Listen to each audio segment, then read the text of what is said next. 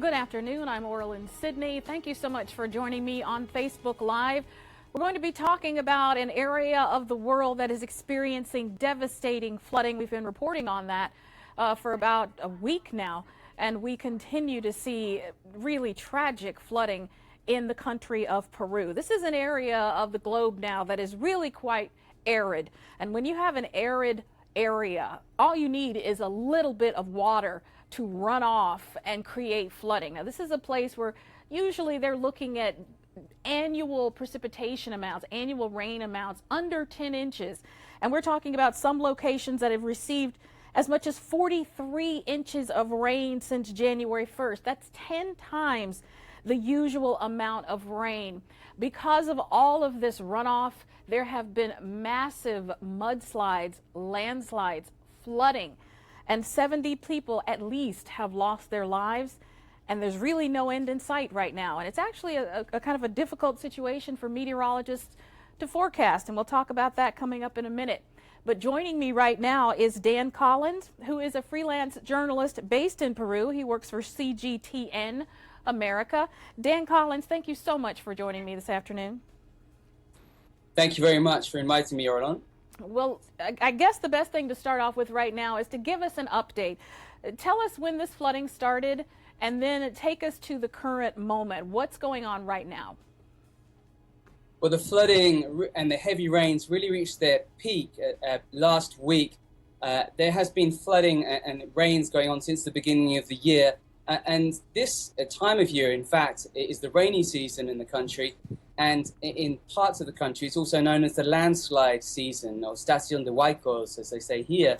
And so it is not unusual for there to be a few landslides and heavy rains and flooding. But this, as you mentioned, these heavy rains have been 10 times more than previous years. And they've really taken the country by surprise, particularly last week where the rains began in the north of the country. But they have since then moved further south along the coast to Lima, which is situated about midway down the Pacific coast of Peru. And that's where it's had a real impact. 1/3 of Peruvians live in Lima, has a population of more than 10 million people. So a lot of people have been affected. We've seen a rise, of course, in deaths. As you mentioned, more than 70 people have been killed since the beginning of the year. And there have been some at least 25 landslides in the rivers which feed the capital, and most of those on outlying areas nearer to the Andes Mountains, where people in many cases, often in poorer neighborhoods, have built in floodplains. Now, I understand it was 1925 the last time you saw this type of a meteorological situation. And I know in 1998 there was also some very extensive flooding in Peru as well. But this is a kind of an unusual situation. I mean, when we talk about Peru, we're used to talking about the El Nino, which is something that happens along the equator. It's basically a warming of the waters off the equatorial coast of Peru. But this is something different, isn't it? What's going on this time?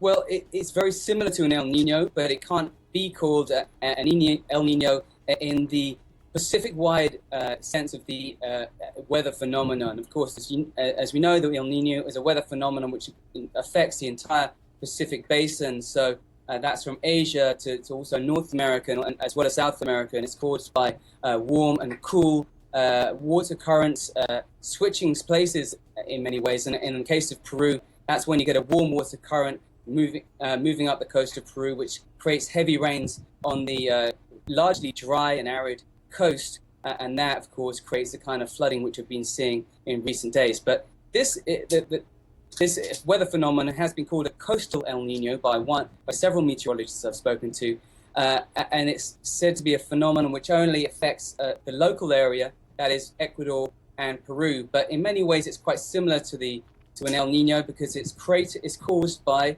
warming waters off the Pacific coast, and particularly in the north of the country, which is more tropical, nearer to the equator, waters have warmed by 5 to 6 degrees. So we're talking about reaching 29 degrees. And what that's done is create a lot of precipitation, which of course means heavy rains on the coast, an area which is ill prepared for those kind of rains, because as you mentioned, this is a largely dry and arid area which gets very little rainfall most of the year. So while people are, of course, the El Nino phenomenon has been going on as long as there have been any kind of historical records in Peru.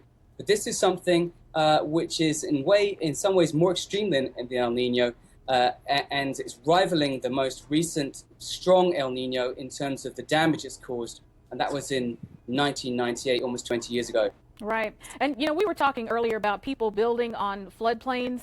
It only takes a generation for people to forget things like hurricanes, coastal flooding. And so in a generation, 20, 25, 30 years, people sometimes forget major flooding that's happened in an area, and then they see a nice flat floodplain and think, wow, this is a great place to build, especially if you're poor and you don't have a whole lot of choice. And then, of course, the rainfall comes down, as is almost inevitable in a floodplain situation, and you get these tremendous debris flows that come down off the mountains. Let's talk about that, because that's what I think most people don't really understand, is that this isn't just a flood. These are people's homes that are being washed down to the sea, and that's why we're seeing such tremendous damage. Talk about that for a little bit.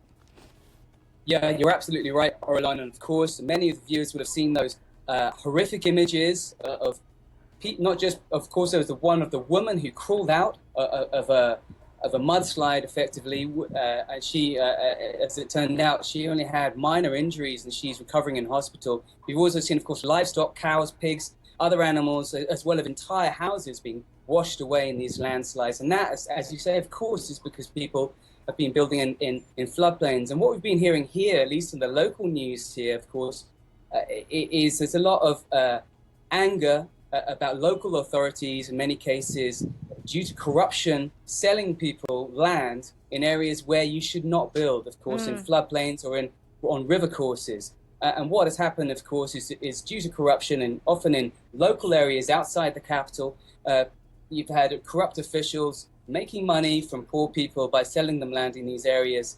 And there's a lot of anger about that now, and a call for much tighter regulations and restrictions on the way that is operated, particularly in areas outside Lima, but also as well in areas around Lima as well, where clearly people have been making money out of other people's misery.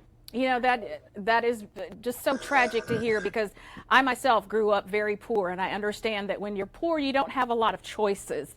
That's really what poverty, I think, is about, is limited choice and limited independence.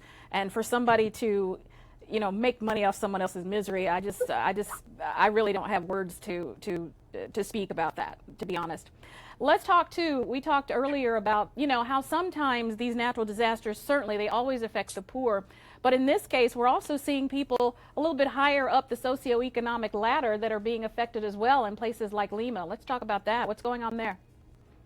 That's right, Aurelana. What we've seen, of course, with these water restrictions across the capital city, and that's, as I mentioned, a population of more than 10 million, you've got every kind of social strata here, including people who are very wealthy. So with the water restrictions which have been across the city, everyone's been affected. So everyone's been feeling the brunt, indirectly, of course, in many cases, of these floods and landslides. And it's largely because of the landslides, in fact, that we've seen these water restrictions, because the sheer amount of debris, as you mentioned, which is being carried down in these mudslides, has gone through into Lima's main river, the River Rimac, and the treatment plant is just completely unable to cope with that amount of debris. So it's had to shut down completely, which means there's no water coming through the system. And they have to wait until the water is much less turbulent and less muddy and less full of debris for that water to be processed and treated and supplied to people in Lima. I mean, it's worth mentioning that Lima has one of the cheapest water tariffs of any country in South America. It is subsidized heavily, but there are about 1 million Lima residents who actually don't have running water and have to get it from water trucks. And that's what, in fact, everyone's been having to do over this weekend, which has just passed, and it's likely that that could continue for a few more days. So in a sense, that has made a lot of people realize that their water consumption, particularly, of course, middle and upper class people who have never had a problem with running water, despite the regular flooding and landslides that happen in this country, they've never felt the brunt of that. And now they're starting to feel that and starting to think more about their excessive consumption of water in what is the second biggest desert city in the world, Lima. Well, now, what do meteorologists say is coming ahead? Do you have any ideas of when you might get an easing of the rainfall, or Is it just anybody's guess at this point? Well, at this point, I think Peru is really bracing itself for more heavy weather. I was at the center of operations this morning, and one of the ministers said that they're expecting rains from Tuesday through to Thursday of this week, and the rains are also predicted right until the end of the month and possibly into April as well. So there doesn't look like there'll be any let up yet, but the only perhaps a glimmer of hope is that the peak of the heavy rains and flooding may have already passed, and perhaps the majority of the landslides may have happened already, because those areas which are in river courses and on floodplains have already been effectively heavily flooded already, so there's not much more to wash away. But I think Lima and the country as a whole is bracing itself for more heavy weather, and I think there's a sense of also unpredictability about what might happen next, because these weather conditions are moving into the mountains, the Andes Mountains, and also over those mountains and into the Amazon rainforest on the eastern side of the country, and it's not known yet what the effect of those rains could be. Well, let's talk about aid. What type of international aid are you getting, and what do you need? Well, aid has been mostly coming in from neighboring countries such as Colombia and Ecuador. Shipments have been brought in, but what's been actually quite remarkable about this particular wave of flooding, and I as a journalist living here, I've seen previous waves of flooding.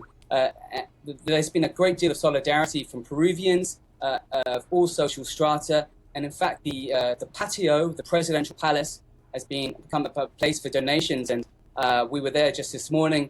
There's been tens of tons of donations of clothes, sanitary products, food and water arriving for the victims of this natural disaster.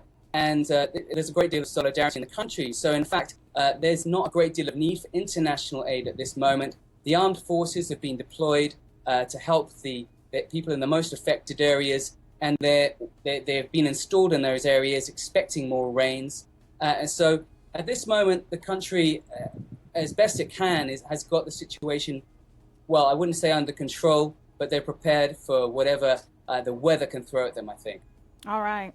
Well, Dan Collyns, thank you so much for joining us. Once again, Dan Collyns is a freelance journalist for CGTN, who is based in Peru, and I want to wish you and all the Peruvian citizens the best. We really hope that this rain comes to an end for you soon, and we can start some cleanup there. Thank you so much.